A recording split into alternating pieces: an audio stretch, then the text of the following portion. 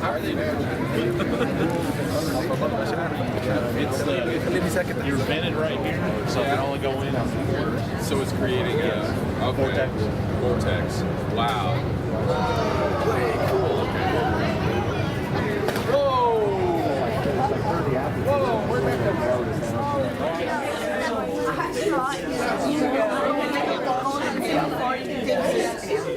Oh, you know.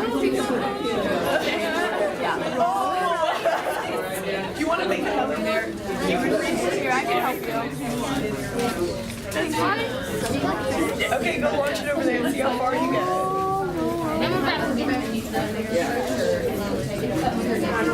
Tape it here. Now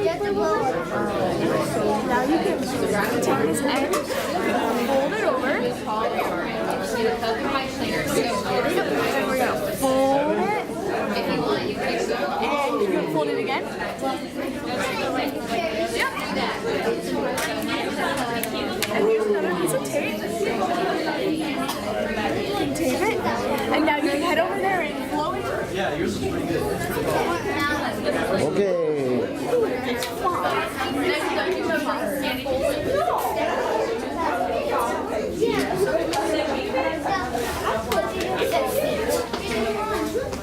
7.5 feet.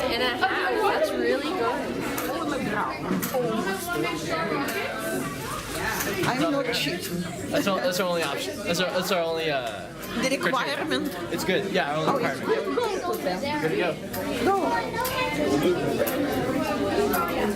All right, let's go ahead and measure it real quick.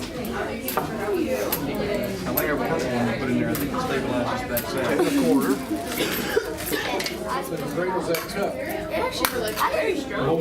I'm done. I can't tell. Can you see from that side?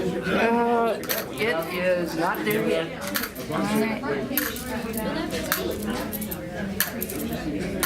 I like the little the top of it. Wow, you spent all your money. I know. Is it almost? Almost. There it went. All right, nicely done. Let's see. Good job. Very good. 1, 2, 3, 4, 5, 6, 7, 8, 9, 10, 11, 12, 13, 14, 15, 16, 17, 18, 19. Wow. Nicely Good done. Because every day you use all kinds of rocks to do all kinds of cool things. So rocks like this one look pretty boring, doesn't it? What's that? This one's really cool. You guys use it every single day at school. You ready? You want to feel a bit? Random channels that you might recognize. All this stuff, even So we can do this with it. Do you have any guess on what it might be? It's pencil lead. It's graphite. Oh, it's graphite, so it's a diamond. Well, it's graphite. It's But if you put under pressure, well, that's coal. So if coal, if you put under pressure, becomes a diamond. Yeah. coal? Yeah. Coal is carbon. Yeah, it's the carbon. Oh. Yep. This one is actual lead. So you can also scratch with it and it'll color. So way back a long, long time ago, they used to write with this one. But I'm sure you know that little kids like to chew on their pencils and they'll poke each other with their pencils and end up with some inside of them. And it's lead, if you get too much of it in your system, can make it really, really sick. So we use this instead. And feel up at the same time. Which one would you rather carry around all day? Exactly. That's really heavy, isn't it? It's very heavy. Huh? Yeah, and then you might want this one if you're trying to work out. We also have, this one's pretty cool, smell of it. It doesn't smell very good, does it? Give it a sniff. Does it kind of smell like rotten eggs? It's sulfur. Oh, really? Yeah, this has sulfur in it, so we use it to make all sorts of stuff, but specifically we'll make sulfuric acid, which if you go over and look at Dr. Werner's presentation later, you'll see him using that to get copper out. And then we have this. Looks, what do you think it is? It's very cool. It looks like a chunk of gold, doesn't it? Diamond. So it looks like a chunk of gold, but it's actually what we call fool's gold. It's pyrite because it's full of copper. So this is a little bitty sample of real gold. Oh, is that little one? Yep, there's a little bitty piece of real gold in there. Yeah. It's hard to get a big sample of real gold because it's super expensive. So, way back in the Wild West in the gold rush times, people would find chunks of this and they would think they'd struck it rich. And you could take it to the guy to get money for your gold and he would have a ceramic plate. And if you scratch this on a ceramic plate, it leaves a black streak. And if you scratch real gold on a ceramic plate, it leaves a yellow streak. So you could tell the difference with that. But before that, you could fool people into thinking you had real gold when you actually didn't. And you can find this in coal mines. So we will be walking around in our coal mine and see a thin seam of really pretty gold and think we made it rich, and then we realize it's just pyrite, which is still pretty cool because it's got copper in it, but it's not as cool as actual gold. Wow. And you know what we use coal for? I think we used to.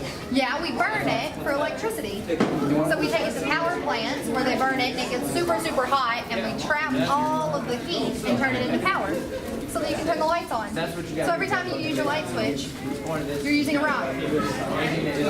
And I bet you didn't know, this is probably your favorite rock. Do you like McDonald's? Oh, yeah. Do you like French fries? This is what's on your French fries. It's salt. And we get it out of the ground. Actual salt. Yep. From oceans too. We clean it up a little bit. Yeah, you can get it from the ocean, but it's a lot easier actually when an ocean a long, long time ago dried up. It left all of its salt behind. So certain deposits, Louisiana has a large salt deposit, and I believe it's either Michigan or Wisconsin, one of those states. Up there.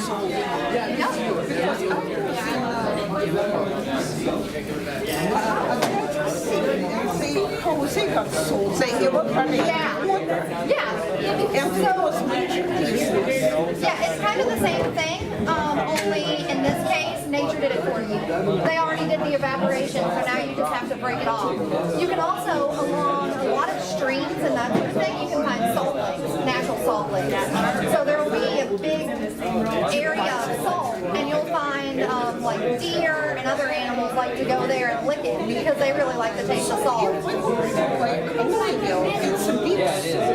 Yeah, Big Salt Lake has. It's the same thing. It's just a big area that there's salt in the rock. I never stop. I always Yeah. Yeah, it's really cool. So what we as mining engineers do, what you do. we're going to take a rock like this, where you can see the good stuff. So you can see in this chunks of mica, which is what this is.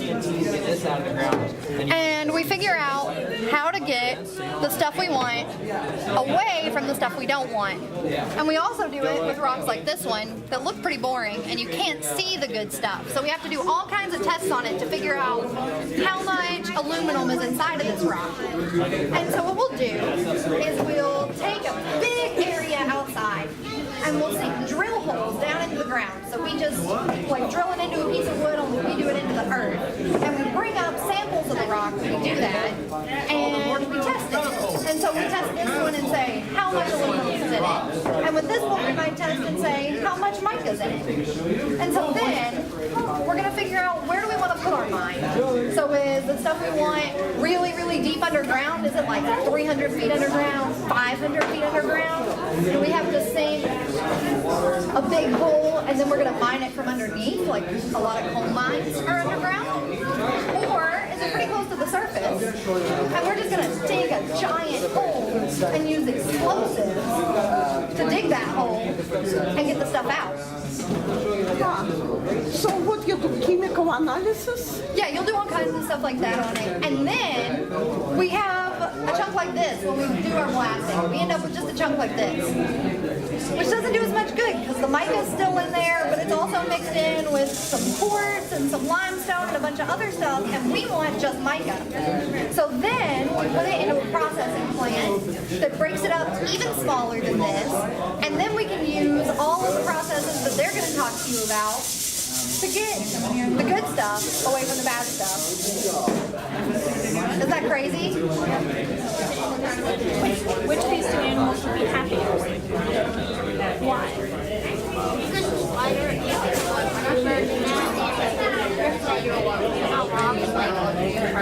or that can make it like smaller. Interesting. So the reason that this one is wider is because the bank is being caused by all of the water. So you see how the water is taking up all this dirt and it's running it down. So that's really bad because eventually the stream will continue to flatten out and it'll no longer function like it will. Say thank you. Say thank you. Turn the water pressure up on this one. The water is cleaner downstream than it was over here. And it's because these plants are making sure that the bank stays intact. And well, these are representing plants. So because the water is cleaner, the plants and animals have cleaner water to use, and it makes it healthier. So whenever we see things like this, we just try to make sure that their banks don't erode faster than they need to. Because if they erode really fast, then all of that dirt runs downstream, and then all of the plants and animals downstream will have to use that dirt. And it's just, we try to prevent that as much as possible. You can put your hands in it if you want. And you can like change how the water moves depending on where the dirt is.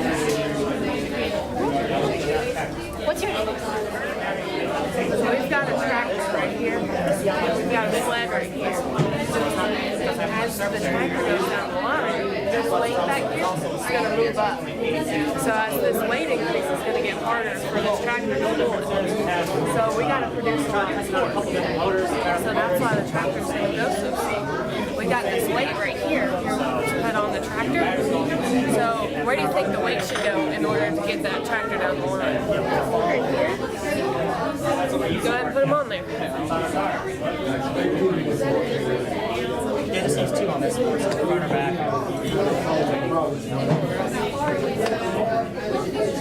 Alright, so we're going to want to go straight down the middle of this track. As you're steering, and you're going to pull this all the way down until you hit the wall, okay?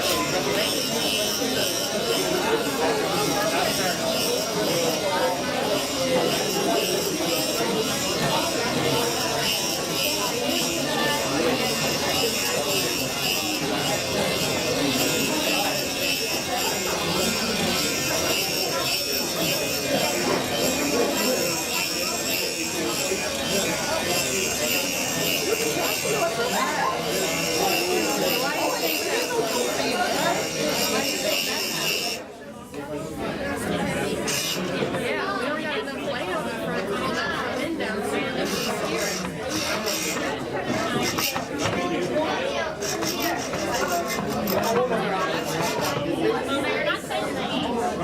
So if we weigh that front end down, then we can keep it.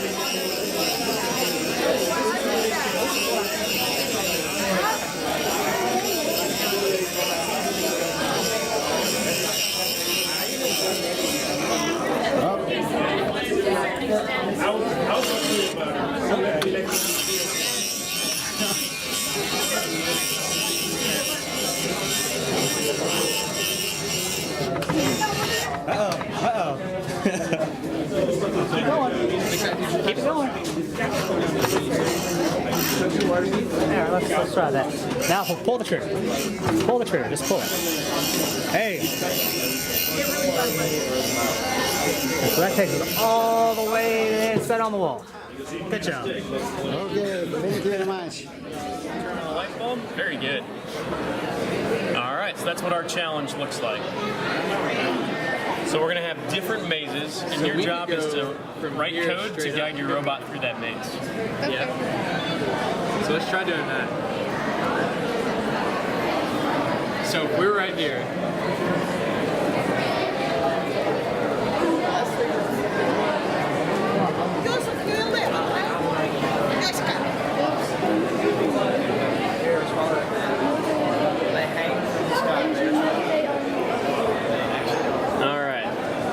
to use, there's a computer science principle called decomposition. So we got a big challenge here. Step one, try and get just to that corner. What will that take to get to that corner and turn? Cool. Now what direction do you want your robot to turn? Can we go walk somewhere else? All right, try that out. Let's see if that... Good job. We'll have to work on it. What? Yeah, good luck. Good luck.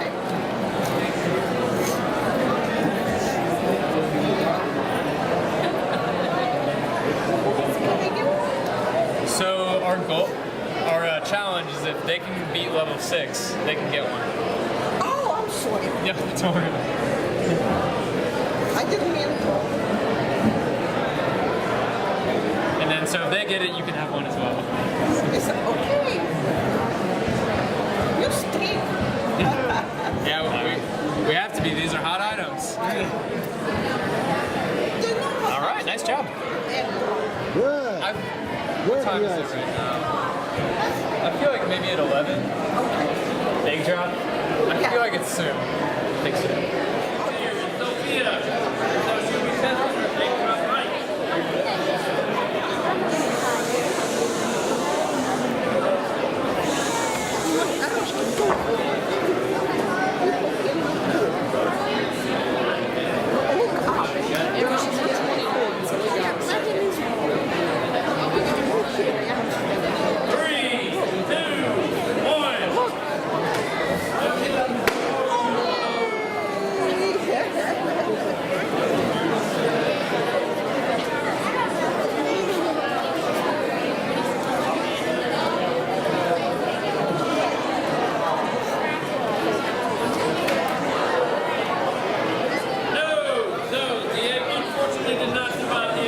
Oh, wait. So that was broke. Can't be any better. Can't be better. All right. Hayden Miner.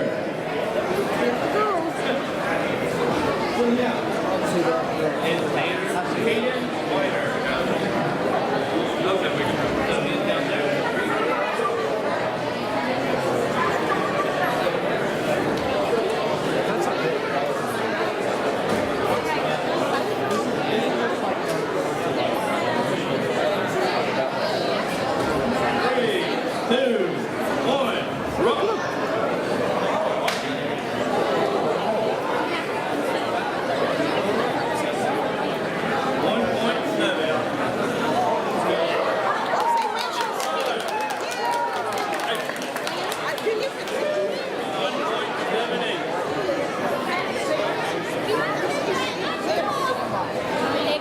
I don't know. I believe so.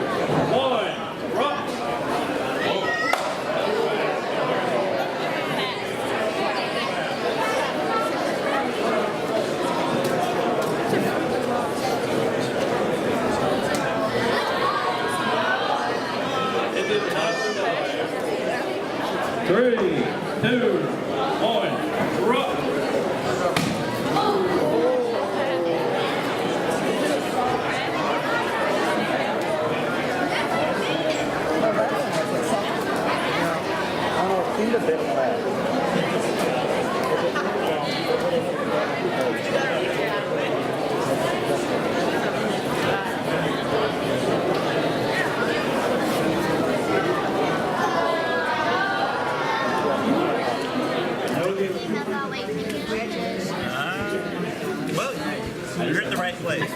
So this is how to, so this is new construction. Let's say we're building a bridge and we want to make it better or something.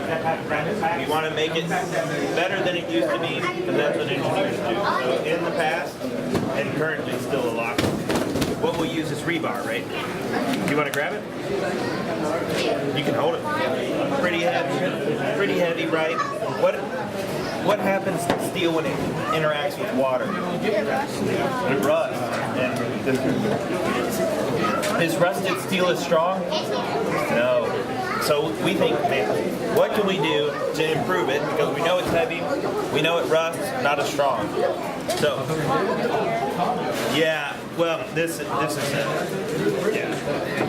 Here we have glass fiber. Here you can grab that. This one is just as strong as that, right? But it's fiberglass. What is the benefit of fiberglass? Do you know what fiberglass is? It's kind of like a plastic almost, right? Does it rust? No, it won't rust. So that's a benefit, right? Yes. So we can also use other materials like carbon fiber. So here's carbon fiber. Even lighter, but this one is 5 times stronger than this one. So we can put that inside of our steel, and we can put it at farther distances apart, and we don't have to worry about rust. So that's a benefit. That's carbon fiber too. That's for pre-stressing. So we can also look. Have you ever been on a bridge and seen these giant steel beams, right? So steel, you hold that, very heavy, right? You got both hands, right? And it's about the same height here, right? Yeah. It's very heavy. Steel is heavy. So we think, man, as engineers, what can we do? So the first thing is to think, well, what if we use wood? Well, we could use wood, but wood is not as strong, right? This is nowhere near as strong as the equivalent steel would be. So even though it's lighter, easier to use, it's not as strong. So we can't use that. So then we think, how can we apply newer materials? So we create what we call a composite I-beam. So this is a composite I-beam. So inside these little strands here, that's carbon fiber, and here is glass fiber. So you apply those, and if you want to hold it, yep, you probably want both hands at the bottom. Yeah. You can lift that up, can't you? Yeah, you can lift that up. So this is way easier to use, and it provides the same amount of strength that an equivalent steel beam would. So that's a benefit to using this for new constructions.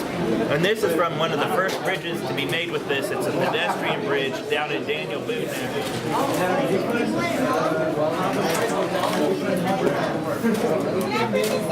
Yeah, triple connection everywhere too. You want your bridge to be 13 inches long. So this plus 1 inch.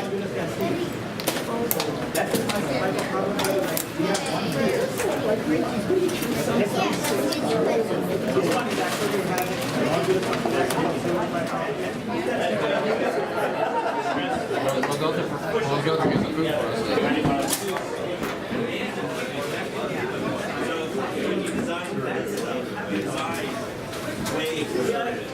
So you never have a working nose every close to the thing. It's way stronger than here.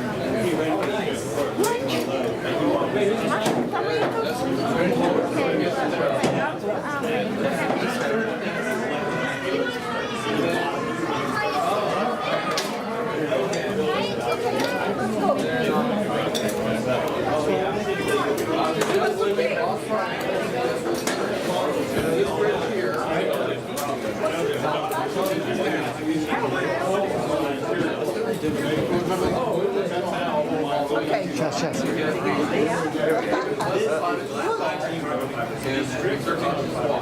Big goal. It's a peach. Thank you.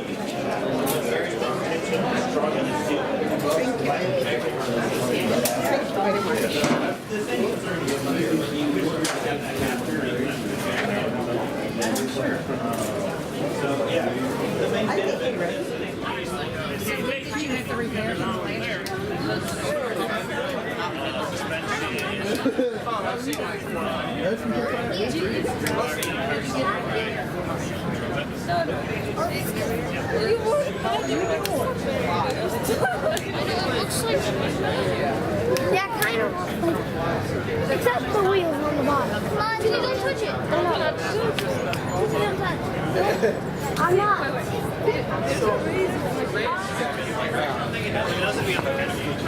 Jared, the point is it doesn't matter because they're all slow. So I work with mod. I spend too much time with modded to not move. Oh, I know it. I just ignore it explicitly and deliberately.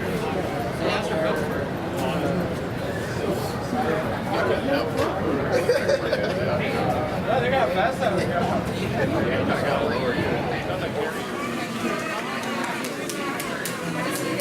You're gonna light up the whole room.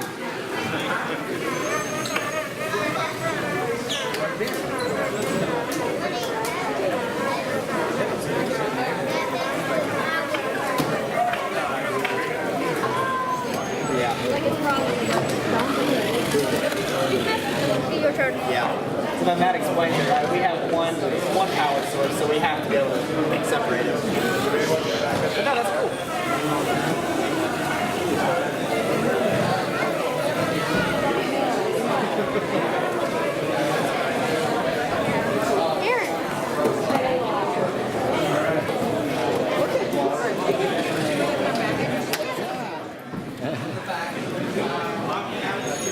What is it, magic? Yeah. Oh my God. Actually,